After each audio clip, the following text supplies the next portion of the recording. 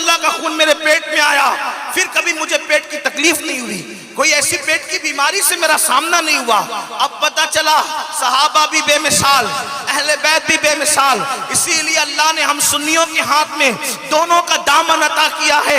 اسی لیے میرے امام کہتے ہیں اہل سنت کا ہے بیڑا پار، اصحاب حضور نجم ہے اور ناؤ ہے، اطرت رسول اللہ کی۔ اب وہ جو مقدمہ رکھنا ہے آپ کی عدالت میں، آپ کے سامنے، آپ کے دروازے دل پر جو اپنے دل کا درد رکھنا ہے وہ یہ ہے، آپ نے سمجھ لیا کہ انبیاء کے بعد انسانوں کی جماعت میں صحابہ کا مرتبہ کیا ہے، صحابہ کرام کا مقام کیا ہے۔ اللہ اکبر، بعض روایتوں میں آتا ہے اگر صحابی مٹھی بھر جو دے اور غیر صحابی احد پہاڑ کے برابر سونا خیرات کرے تو دونوں ایکول نہیں ہو سکتا، دونوں برابر نہیں ہو سکتا۔ اس طرح کی بے شمار حدیثیں ہیں، اس کی تشریحات بھی ہیں، لیکن اللہ اکبر اب آؤ ذرا دیکھو میدان احد ہے، احد کے میدان میں مقدمہ کیا ہے؟ مسلمانوں کا قتل کیوں ہوتا ہے؟ مسلمانوں پہ تکلیفیں کیوں آتی ہے؟ مسلمانوں پہ بلائیں کیوں نازل ہوتی ہے؟ مسلمانوں پہ مشکلیں کیوں آتی ہے؟ اسی کا حل چاہتے ہو نا تو آؤ احد کے میدان میں چلتے ہیں۔ میدان احد ہے، احد کے میدان میں اللہ کے رسول صلی اللہ علیہ وآلہ وسلم جنگ شروع ہونے سے پہلے میرے آقا اپنے اصحاب کی ایک ٹیم جمع کرتے ہیں اور چند صحابہ کرام کو ایک چھوٹے سے ٹیلے پہ کھڑا کرتے ہیں اور فرماتے ہیں اے میرے صحابہ، اگر تم لوگ دیکھنا کہ ہم گاجر مولی کی طرح کٹ رہے ہیں تو اس وقت بھی تم کو ٹیلے سے نیچے آنے کی ضرورت نہیں ہے، اور اگر تم دیکھنا کہ ہم جنگ جیت چکے ہیں اور مال غنیمت اکٹھا کر رہے ہیں تو اس وقت بھی تمہیں نیچے آنے کی ضرورت نہیں ہے۔ آقا فرماتے ہیں جب تک میں نہیں کہوں گا اس وقت تک تم کو نیچے، ٹیلے کے نیچے، پہاڑ کے نیچے نہیں آنا ہے۔ اور چند نوجوان صحابہ کو میرے آقا نے وہاں کھڑا کر دیا۔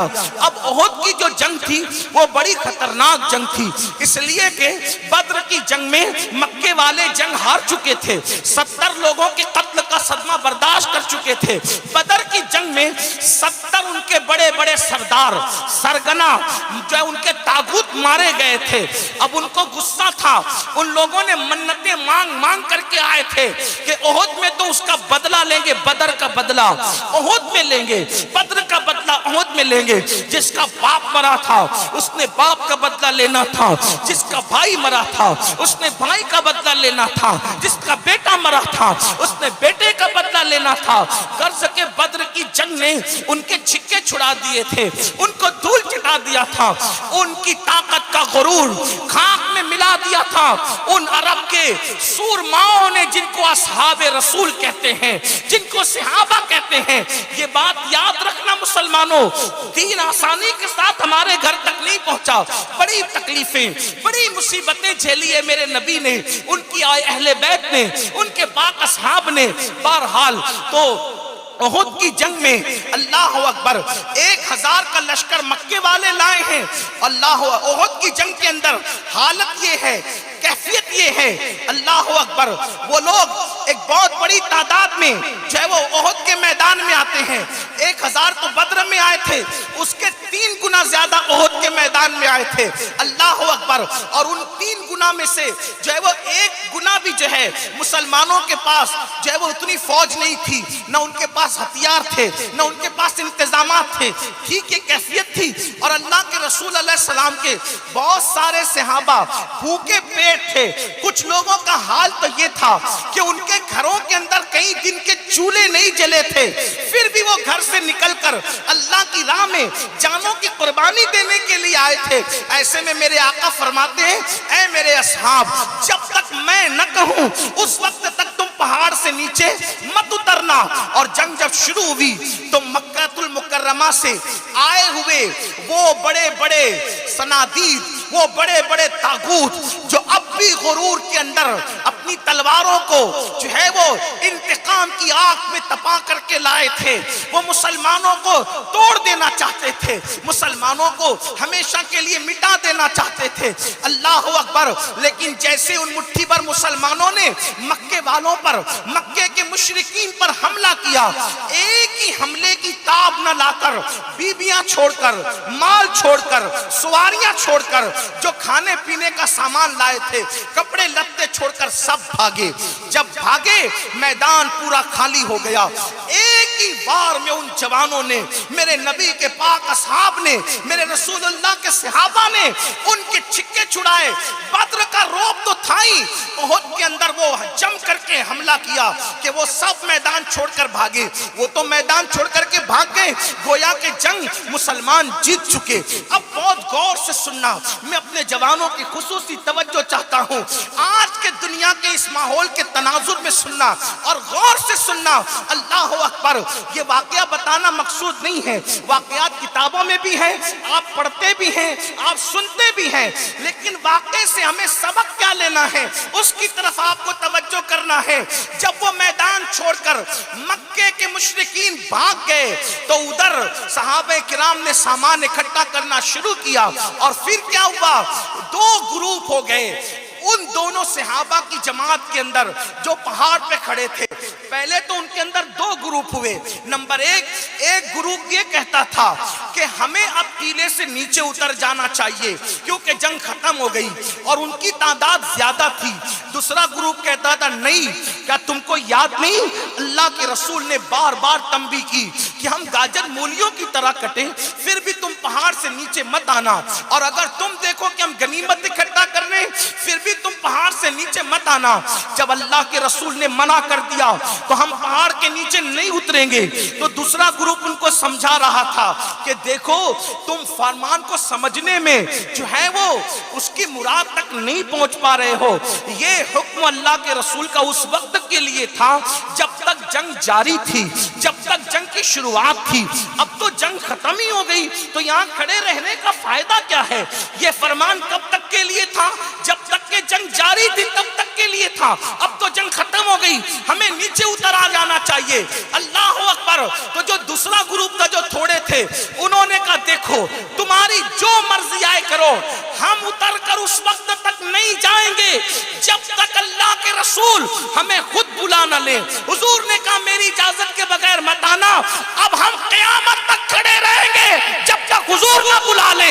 इसलिए कि हुजूर ने फरमाया कि जब तक मैं न कहूं तुमने नहीं आना, हम यही खड़े रहेंगे। उन्होंने कहा तुम उस मुराद तक नहीं पहुंचे। रसूलुल्लाह ने जंग के दरमियान की बात कही थी, जंग खत्म हो गई, काम खत्म हुआ, चलो नीचे, और फिर वो नीचे चले आ गए।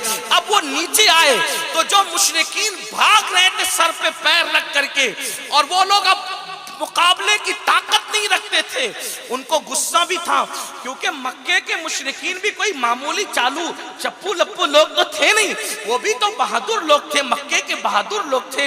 अरब में उनकी बहादुरी का सिक्का था, अगरचे वो मुसलमान नहीं थे लेकिन उनके अंदर बहादुरी के जौहर मौजूद थे। ऐसा नहीं हो सकता कि कोई मुसलमान ना हो तो वो बहादुर भी ना हो। कुछ सिफात लोगों के अंदर मुसलमान न होने के बावजूद भी रहती है। बहुत सारे ऐसे लोग हैं जो मुसलमान नहीं हैं लेकिन उनके अखलाक कुछ अच्छे हैं, कुछ मुसलमान नहीं है, साफ सफाई रखते हैं, मुसलमान नहीं है, उनके अंदर भी निडरपन है, कुछ ऐसा होता है। अल्लाह अकबर। लेकिन ये और बात है कि अल्लाह ईमान वालों में सिफतों को जमा कर देता है, उसकी इंफरादियत एक अलग चीज है। लेकिन दुनिया के हालात में आपके सामने बता रहा हूं, तो वो भी कोई मामूली लोग नहीं थे, और नाम लेकर के बता दूं कि वाकई मामूली लोग नहीं थे। अगर कोई मेरे दामने अकीदे पर यह कहकर धब्बा लगाएगा कि मैंने मक्के के काफिरों की तारीफ कर दी, तो मैं जरा नाम भी ले लूं कि वो कोई मामूली लोग नहीं थे।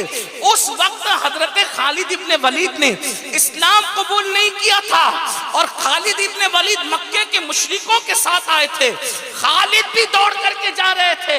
जब खालिद ने देखा, हजरत खालिद बाद में वो मुसलमान हुए, और ये बात भी कह दूं, किसी भी सहाबी ने इस्लाम लाने से पहले जो कुछ इस्लाम को नुकसान पहुंचाया हो, जब वो मुसलमान होकर सहाबी हो गए और रसूलुल्लाह ने उनको माफ कर दिया, तारीख का, इब्ने कसीर का, इब्ने कबीर का, इसका उसका, मैं तो ये इब्ने कबीर सिर्फ तंज के तौर पे कह रहा हूं, इब्ने असीर हो, इब्ने कसीर हो, कोई और हो, किसी का हवाला लेके किसी सहाबी को तान नहीं कर सकते। इसलिए कि जब रसूलुल्लाह ने माफ करके अपने दामने सहाबियत में जगह दे दी, तो किसी को ये औकात नहीं कि जिसको नबी पनाह दे दे वो उसको बाहर कर दे। سبحان اللہ سبحان اللہ، نعرہ تکبیر، نعرہ رسالت، سبحان اللہ سبحان جس کو حضور پناہ دے دے، اب تم کون ہوتے ہو باہر کرنے والے؟ جس کو رسول اللہ مان دے دے، کون ہوتے ان پہ ٹپنی کرنے والے؟ تو میں نے خالد ابن ولید کا نام اس لیے لے لیا کہ بعد میں وہ سیف اللہ کہلائے، تو وہ سر پر پیر رکھ کر گویا کہ بھاگ رہے تھے وہ سب لوگ، لیکن جیسے ہی دیکھا کہ پہاڑ خالی ہو گیا، چند لوگ کھڑے ہیں، پورا پہاڑ خالی ہے، تو خالد نے جناب ابو سفیان سے اور دیگر لوگوں سے کہا دیکھو یہاں سے پھر پلٹ کر ہم حملہ کر سکتے ہیں، اور یہ کہہ کر کے اس کا فائدہ اٹھا کر کے وہ پلٹے۔ توجہ کرنا، وہ پلٹے، اور پلٹے تو مسلمان یہ سوچ رہے تھے جنگ ختم، جنگ ختم تو لڑنے کی پوزیشن میں کون تھا؟ جب سوچا جنگ ختم، ادھر سے مکے کے مشرکین پھر پلٹے، اور جب پلٹے تو مسلمانوں کو اس حالت میں انہوں نے پایا کہ مسلمان سامان اکٹھا کر رہے تھے، ایسے بھوکے بھیڑیے کی طرح ٹوٹ پڑے کہ اس کا نقصان یاد کر کر کے آج تک امت خون کے آنسو رو رہی ہے۔ کیا نقصان ہوا؟ رسول اللہ کو ان کی سواری سے نیچے ڈالا گیا۔ سیرت کے مورخین نے تو یہ لکھا ہے کہ حضور کو نیچے گرایا گیا، لیکن میرا مسلک ادب اور عشق و محبت اس کی اجازت نہیں دیتا۔ جو اوروں کو اٹھانے آیا تھا اس کو کبھی گرایا جا سکتا ہو، لیکن اتنا ضرور سمجھانے کے لیے کہوں گا، حضور کو سواری سے نیچے ڈالا، حضور کے گھٹنے شریف پھوٹ کے، گھٹنوں میں زخم آیا، اس سے خون نکلا، لوہے کی کڑیاں۔ اب ذرا دل کے کان سے سننا، وہ چند لوگوں کا پہاڑ سے ہٹ جانا اور رسول اللہ کے فرمان کے خلاف عمل کرنا، نافرمانی نہیں کہہ رہا ہوں، خطا نہیں کہہ رہا ہوں، گناہ نہیں کہہ رہا ہوں، مراد رسول کو سمجھنے میں مراد رسول کو سمجھنے میں فہم نے وہاں تک کام نہیں کیا، بس اسی وجہ سے پہاڑ سے چند لوگ نیچے آئے اور حضور کے حکم کے خلاف بس ایک عمل ہو گیا، ایک عمل۔ اتنی اعلیٰ مخلوق جس کے جنتی ہونے میں کوئی شک نہیں، اتنی اعلیٰ مخلوق جنہیں فرشتے کیا خدا بند قدوس بھی پیار کی نظر سے دیکھتا ہے۔ میرے امام کہتے خدا ان کو کس پیار سے دیکھتا ہے جو آنکھیں ہیں محو لقائے محمد۔ وہ کتنی اعلیٰ مخلوق تھی جن کے لیے رضی اللہ عنہم ورضوا عنہ کہا گیا۔ وہ کتنی اعلیٰ مخلوق تھی جن کے لیے وَكُلًّا وَعَدَ اللَّهُ الْحُسْنَى کہا گیا کہ اللہ نے ان سب کے ساتھ خیر کا وعدہ کر لیا، لیکن حضور کے فرمان کا جو فرمان تھا اس کے خلاف عمل ہو گیا۔ نقصان سنو میری قوم کے جوان، دل کے کانوں سے سنو، اور اگر واقعی امت کا درد دلوں میں موجود ہے تو یہاں سے سوچ کر کے جانا، اتنی افضل و اعلیٰ مخلوق سے اگر ایک عمل رسول اللہ کے فرمان کے خلاف ہو جائے تو نقصان کیا ہوتا ہے۔ حضور کو سواری سے نیچے ڈالا گیا، دشمن نے ڈالا، گھٹنے شریف زخمی ہوئے، حضور کے گالوں میں کڑی گھس گئی لوہے کی، خون کی پھواریں نکل پڑی، حضور کے دو دانت کا کنارہ شہید ہو گیا، جس کو ہم دندان مبارک کی شہادت کہتے ہیں۔ حالانکہ پورے دانت نہیں ٹوٹے تھے، پورے دانت شہید نہیں ہوئے تھے، وہ کنارہ شہید ہوا تھا، اس پر ابھی کوئی تفسیرہ نہیں کرتا، اس لیے کہ اب عنوان کی طرف آ جاتے ہیں۔ اللہ اکبر۔ اور پھر میرے نبی کے 70 اصحاب کی شہادت ہوئی، میرے نبی کے 70 صحابہ شہید ہوئے، اور ان 70 صحابہ میں سے میرے آقا کے چچا سید الشہداء حضرت امیر حمزہ کی شہادت ہوئی، مصعب ابن عمیر کی شہادت ہوئی، عبداللہ ابن جحش، اور بھی ان طرح سے حضرت شماس اور حضرت سعد، اس طریقے کے 70 اصحاب جو شہید ہوئے۔ اوروں کی شہادت کی طرف کیا جائیے گا، وقت ہو تو بات کریں، لیکن تھوڑا سا اشارہ دے دوں۔ جب حضرت امیر حمزہ کی شہادت ہوئی تو کاٹنے والوں نے ان کے ہونٹ کاٹے، کاٹنے والوں نے ان کی ناک کاٹی، کاٹنے والوں نے ان کی انگلیاں کاٹی، کاٹنے والوں نے ان کے سینے کو چیر دیا، اور سینہ چیر کر ایک خاتون نے اپنے ہاتھ میں لیا اور ہاتھ میں لے کر اس کو چبانا، کچا کلیجہ چبانا شروع کیا اور چبا کر کے تھوکا۔ آپ سے پوچھنا چاہتا ہوں، جس وقت اور میرے نبی نے اپنے چچا کا چبایا ہوا کچا کلیجہ احد کی زمین پہ پڑا ہوا دیکھا ہوگا، جس وقت اور اپنے چچا کے ہونٹوں کو کٹا ہوا دیکھ کر، انگلیوں کو کٹا ہوا دیکھ کر، ناک کو کٹا ہوا دیکھ کر، کان کو کٹا ہوا دیکھ کر، اور اس ناک، اس ہونٹ، اس کان کے ساتھ مکے والوں نے کیا سلوک کیا کہ اس کو ایک سوئی کے ذریعے سے دھاگے میں پرویا، ہار بنانے والوں نے اس کا ہار بنایا، پازیب بنانے والوں نے اس کے پازیب بنائے، بازو بند بنانے والوں نے اس کے بازو بند بنائے۔ یہ تاریخ ہے، یہ تاریخ ہے۔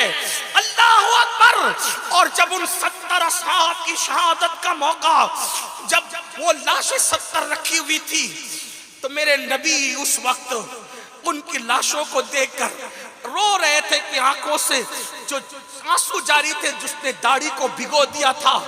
لیکن اس وقت تو صحابہ کو فکر یہ تھی کہ ان 70 اصحاب کو دفن کرنے کے لیے زمین تو ہے احد کی، مگر کفن کہاں سے لائیں گے؟ کفن اس وقت رسول اللہ کہ ان اصحاب کو کفن دینے کے لیے مسلمانوں کے پاس کپڑا بھی موجود نہیں تھا۔